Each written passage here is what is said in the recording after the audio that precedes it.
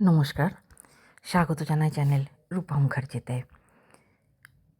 আজ আমরা শুনব শ্রী শ্রী মা সারদা দেবীর জীবন কথার সেই পর্ব যখন শ্রী রামকৃষ্ণদেব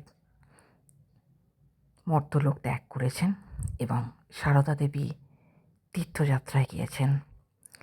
শ্রীরামকৃষ্ণের প্রয়াণের 2 সপ্তাহ পর লক্ষ্মীদেবী, গোপাল মা প্রমুখ শ্রীরামকৃষ্ণের গৃহস্থ ও সন্ন্যাসী শিষ্যদের সঙ্গে নিয়ে সারদা দেবী উত্তর ভারতের তীর্থ পর্যটনে যাত্রা করেন।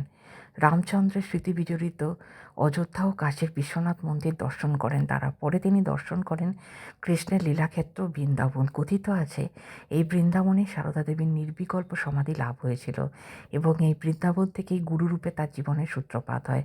মহেন্দ্রনাথ গুপ্ত, যোগেন মহারাজ প্রমুখ শ্রীরামকৃষ্ণের শিষ্যদের তিনি মন্ত্র দীক্ষা দান করেন।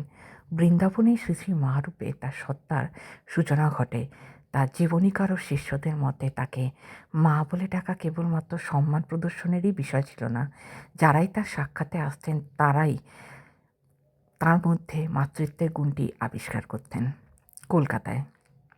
কলকাতার উদ্বোধন ভবনে সারদা দেবীর ঠাকুরঘর তীর্থযাত্রা শেষে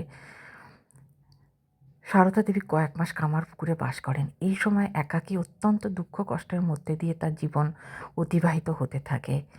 1888 সালে এই খবর শ্রীরামকৃষ্ণের ত্যাগী শিষ্যদের কাছে পৌঁছলে তারা মাকে কলকাতায় নিয়ে এসে থাকার ব্যবস্থা করে দেন। স্বামী শারদানন্দ কলকাতায় তার জন্য স্থায়ী বাসভবন নির্মাণ করান।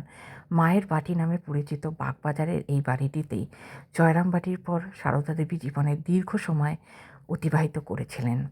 এই বাড়িটিতে স্থাপিত হয়েছিল শ্রীরামকৃষ্ণ মিশনের বাংলা মাসিক মুখপত্র উদ্বোধন পত্রিকা তথা মিশনের বাংলা প্রকাশনা উদ্বোধন কার্যালয়ের প্রধান অফিস।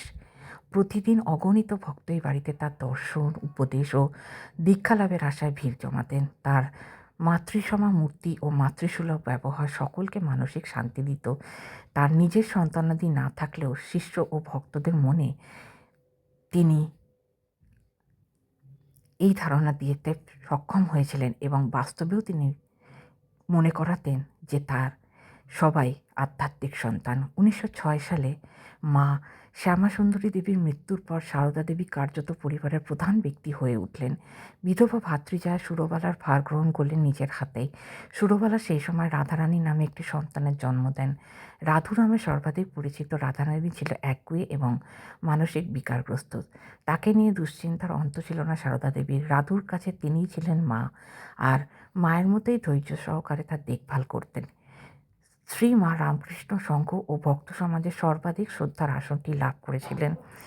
শ্রীরামকৃষ্ণ স্বয়ং তাকে নির্দেশ দিয়েছিলেন নিজের প্রয়াণের পর রামকৃষ্ণ আন্দোলন চালিয়ে নিয়ে যাওয়ার এবং ভক্তদের বলেছিলেন রামকৃষ্ণ ও সারদা দেবীর সত্তার কোনো পার্থক্য আরোপ না করতে।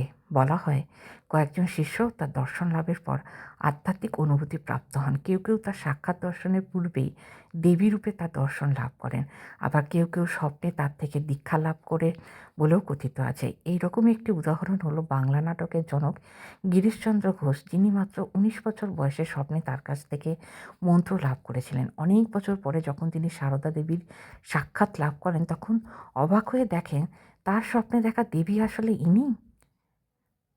উদ্বোধন ভবনে শ্রীরামকৃষ্ণের শিষ্যরা তার সঙ্গ দিতেন। এদের মধ্যে উল্লেখযোগ্য ছিলেন গোপাল মা, যোগিন মা, গৌরী দিদি ও লক্ষ্মী মা। শেষের দিনগুলি 1919 সালের জানুয়ারি মাসে শ্রীমা জয়রামবাটি যাত্রা করেন এবং সেখানেই 1 বছর কাটান। জয়রামবাটিতে অবস্থানের শেষ 3 মাস তার স্বাস্থ্য ভেঙে পড়ে। 1920 সালের 27 ফেব্রুয়ারি অসুস্থ অবস্থায় তাকে কলকাতায় আনা হয়। পরের 5 মাস তিনি রোগ যন্ত্রণায় অত্যন্ত কষ্ট পান।